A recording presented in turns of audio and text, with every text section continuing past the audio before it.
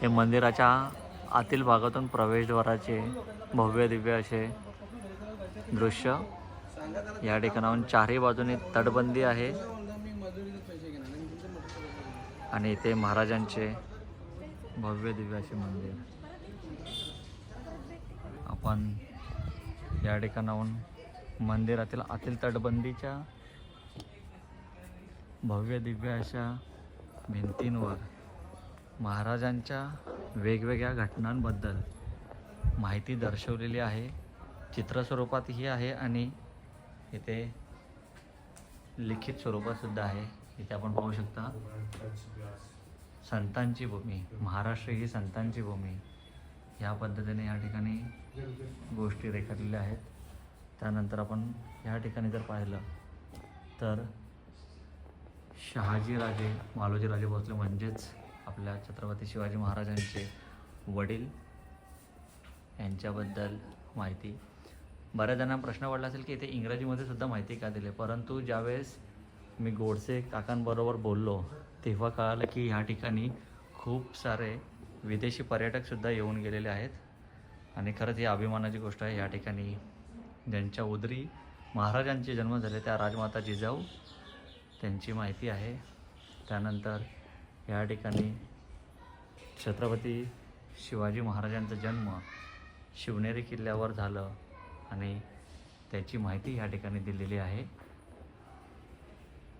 तसेच छत्रपती शिवाजी महाराजांवर जे शिवसंस्कार झाले त्या सर्व गोष्टी या ठिकाणी दिलेल्या आहेत. तसेच रायरेश्वराच्या देवालयात 27 एप्रिल 1645 साली महाराजांनी अवघ्या 16व्या वर्षी स्वराज्य स्थापनेची प्रतिज्ञा घेतली होती. ते दृश्य या ठिकाणी आपण पाहू शकता. त्याबरोबर त्यांचे सवंगडी अर्थात मावळे, त्यानंतर महाराष्ट्राची आराध्य दैवत कुलदैवते या भवानी माता यांनी जी महाराजांना भवानी तलवार दिलेली आहे त्या गोष्टी या ठिकाणी रेखाटलेल्या आहेत. तसेच जगद्गुरू संत तुकाराम महाराज यांचे कीर्तन ऐकण्यासाठी सुद्धा महाराज जायचे आणि त्यांच्याच शिकवणीतून खूप साऱ्या गोष्टी महाराज शिकले.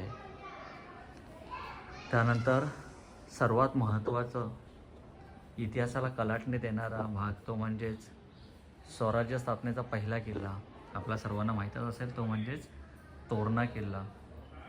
आणि या ठिकाणी ते दृश्य सर्व आपल्या समोर आहे या ठिकाणी. तसेच त्यानंतर छत्रपती शिवाजी महाराजांनी फक्त लढाया लढल्या नाहीत तर त्यांनी शेतकऱ्यांविषयी सुद्धा वेगवेगळे धोरण आखले होते आणि शेतकरी हितासाठी सुद्धा त्यांनी खूप काही कार्य केले होते.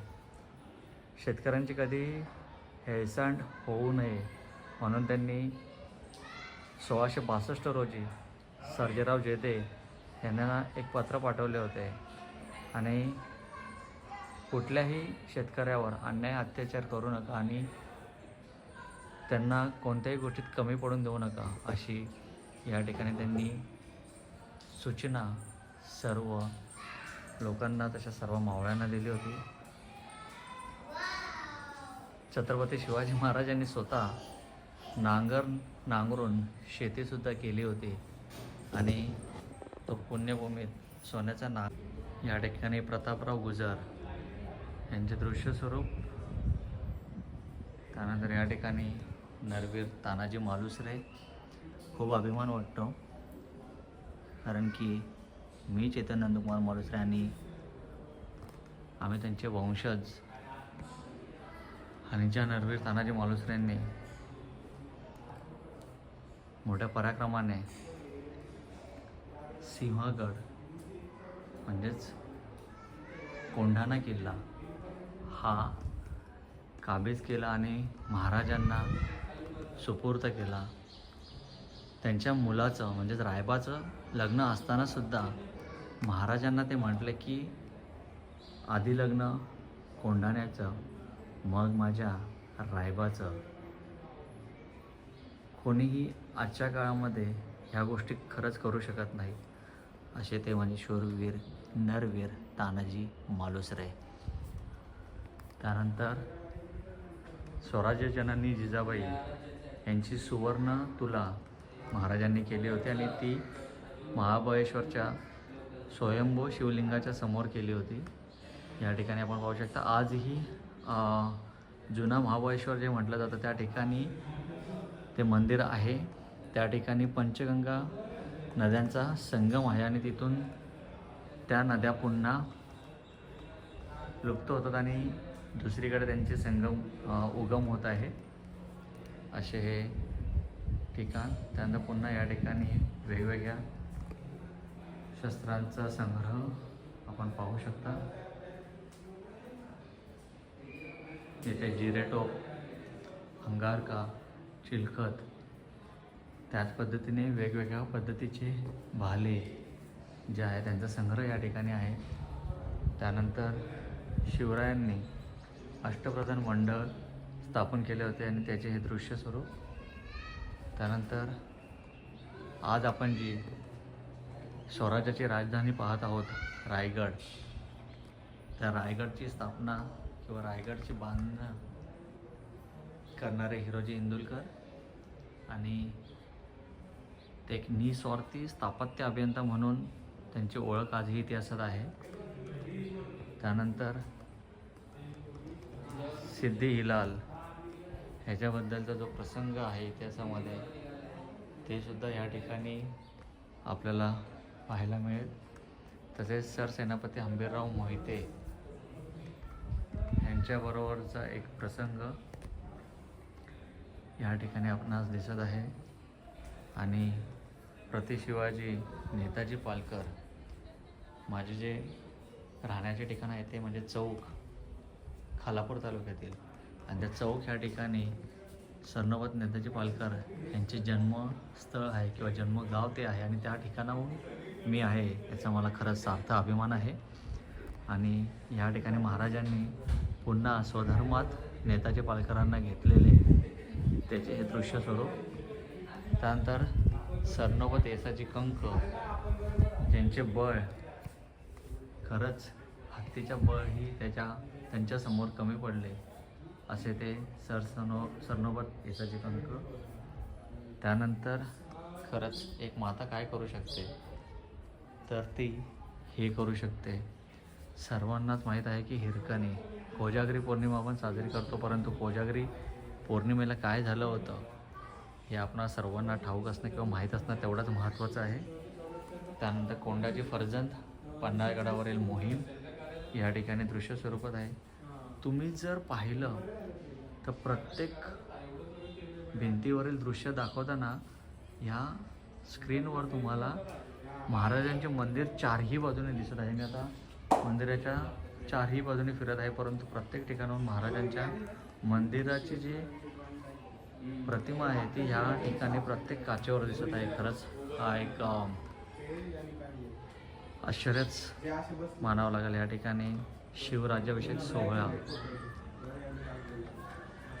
शालिवाहन शके 1595 म्हणजेच 6 जून 1674 रोजी महाराजांचा राज्याभिषेक झाला होता.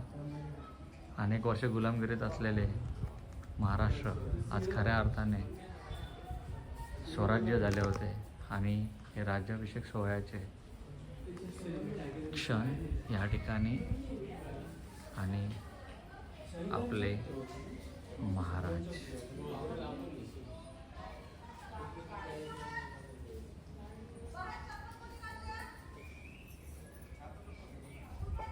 पुढे पण पाहू शकता धर्मरक्षक स्वराज्य रक्षक श्री छत्रपती संभाजी महाराज. महाराजांना पाहिल्यावर एकच वाक्य आठवते, सोडावे धर्म की सोडावे प्राण, ऐसा प्रश्न कधी न पडावा. सोडावे धर्म की सोडावा प्राण, ऐसा प्रश्न कधी न पडावा. सोडावे प्राण पण धर्म न सोडावा, ऐसी शिकवण महाराजांनी दिली. खरंच धर्मरक्षक छत्रपती संभाजी महाराजांनी आपल्याला शिकवले की खऱ्या अर्थाने धर्मरक्षण करणे म्हणजे काय असते ते.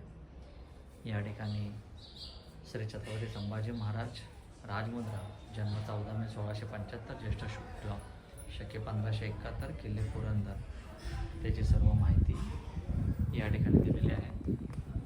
त्यानंतर महाराणी ताराबाई आणि महाराणी ताराबाईंनी सुद्धा कशा पद्धतीने पुढे स्वराज्याची देखभाल केली हे आहे. त्यानंतर या ठिकाणी विक्री दालन आहे.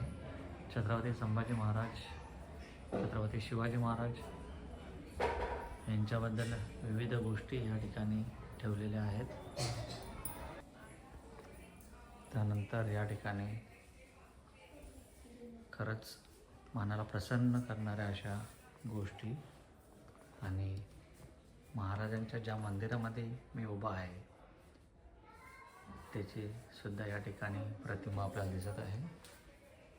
आणि मन प्रसन्न करणाऱ्या आणि मनाला खरंच सुखद अनुभव देणाऱ्या अशा विविध स्वरूपातील महाराजांच्या विविध घटना, विविध गोष्टी टिपलेले अशा सर्व प्रतिमा या ठिकाणी आहेत. त्यानंतर महाराजांचे मंदिर जे आहे त्याच्यासुद्धा खूप छान अशा प्रतिमा आणि त्याचं वैशिष्ट्य म्हणजे त्या दगडामध्ये कोरलेल्या आहेत. खरंच एक वाखाणण्या जोगे आहे. या ठिकाणी तुम्ही आवाज ऐकू शकता. आणि या ठिकाणी विविध अशा मूर्ती आणि प्रतिमा या ठिकाणी दिसत आहेत. त्यानंतर हे भव्य दिव्य असे चारी बाजूने असलेली जी तटबंदी आहे त्याला लागूनच असणाऱ्या सर्व भिंती. माहिती घेताना मला हे कळालं की ह्या सर्व ज्या भिंती आहेत किंवा सर्व जे बांधकाम आहे ते दगड फोडून, दगड कोरून केलेले आहे. आणि या ठिकाणी महाराजांचे मंदिर